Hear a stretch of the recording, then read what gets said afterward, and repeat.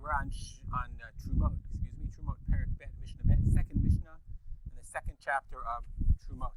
Okay, so until now, we have learned, in the last minute, we learned that there's Terumah Tahor and Terumah Tamei.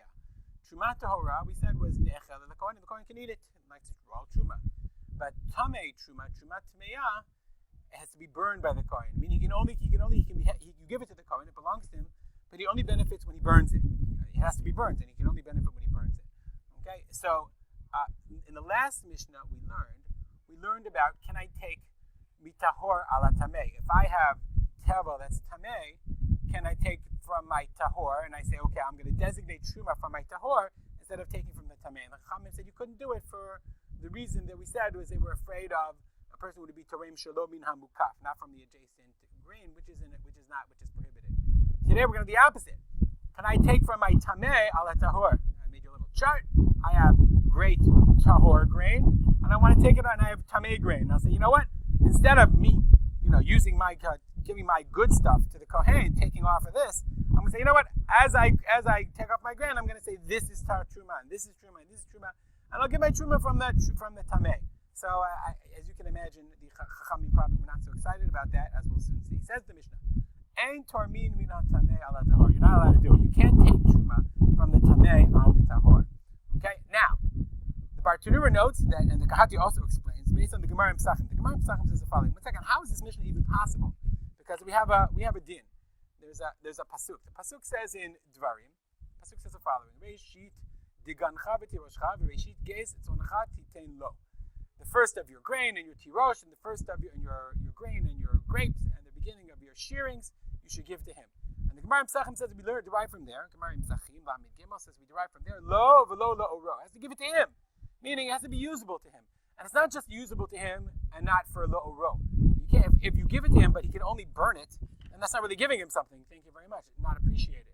So how is this Mishnah even possible? Because the Mishnah says, let's be getting enter me minat tamei ala tahor. You're not allowed to do it. You can't take from your tamei grain in order to get out of giving from your tahor grain, in order to make your truma for your tahor.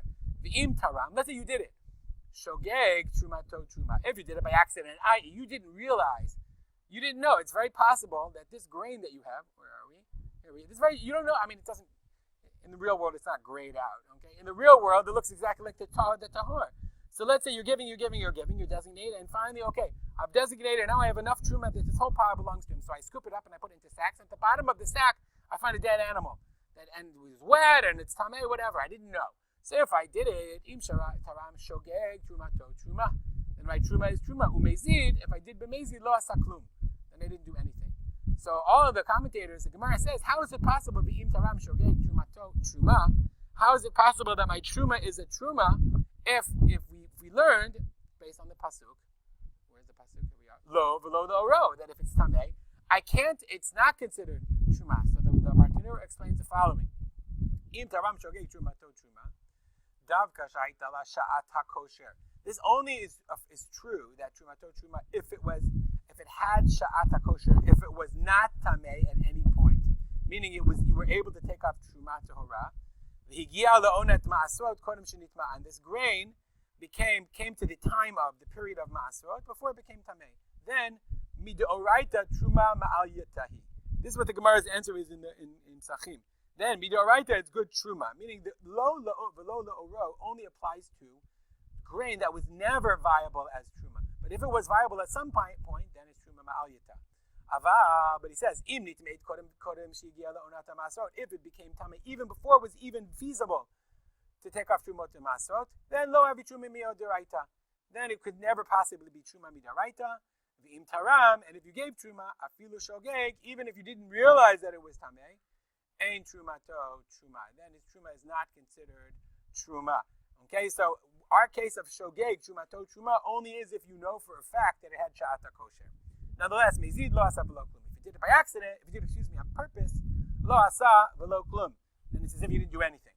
And okay, so what does that mean? So the lo asa v'lo klum says the Kahati says that the Gemara in Yivamot says it's a machloket. What does it mean lo asa v'lo klum? Some say that this tamei is nothing happens to it. I.e. lo asa v'lo klum, so it's not considered truma. Whereas others, it's another opinion. There's a second opinion that says, let me see if I can find it, right? Second opinion says, Shaloti Kain, whatever, that, right, you didn't fix your tevel, that's tahor, i.e., this is still considered tevel, but Masha Taram Nitkasha Truma, but that which you did take, this is truma, and this is still tevel. We give you on both sides. You don't benefit from this being having truma taken off, but this is considered truma that you have to give to the Kohen so that he can burn it. Okay, and the Rambam Paskins, like the second opinion, lo asaklum, i.e., he didn't designate the original, the tahor is still considered tevel, but the tamei, it has to be considered treated like truma. Rabbi Yudo, lo asaklum, here we are. V'chein, I got mixed up. Okay, lo asaklum, that's lo asaklum. V'chein, the same is true. Ben Levi, shahayalo ma'aser tevel. Okay, so he has ma'aser, and it's talking about ma'aser tevel, where it's tamei, ma'aser tevel. Okay, but he didn't realize. Maybe we'll see if he did. Hayam afrish alav v'holech. So in case, let's assume that he has ma'aser, and he has to take off from his ma'aser. This is considered ma'aser, or let's say this is considered ma'aser. It's tamei, and he's going to take off trumat ma'aser, because remember we said he has to give a tenth of his grain to the kohen in terms of ma'aser. Hayam afrish v'holech.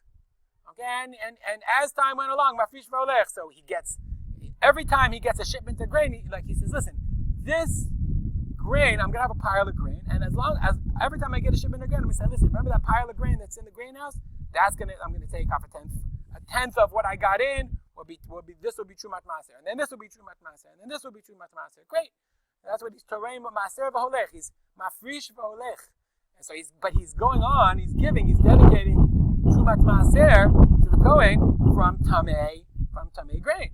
Shogeg, similarly, if he did it with Shogeg, Masha Asa Asui, if he didn't realize it was Tamei, and of course it had Shad Kosher, then what he did. And you give it to the Kohen and you can only burn it. Mezid, again, similarly, Lo Asa Klum. And if he did it on purpose, if he knew, then Lo Asa Klum. Rabbi Yudah says, Ima ya yodea ba b'tchila. Let's say he knew. Originally he knew that it was Tamei, but then he forgot, or he didn't know you couldn't designate. Even though it's a shogeg, even though he later forgot, lo asa velo klum. And it's a very interesting question. What's considered shogeg? Is shogeg that I never knew about it ever at all, or is shogeg a case where I knew about it but forgot about it? And Rabbi, so that it seems like the Tanakama would say, as long as I forgot about it, then shogeg. Rabbi Yudah says, in the case where you knew, he says shogeg karov lemezid.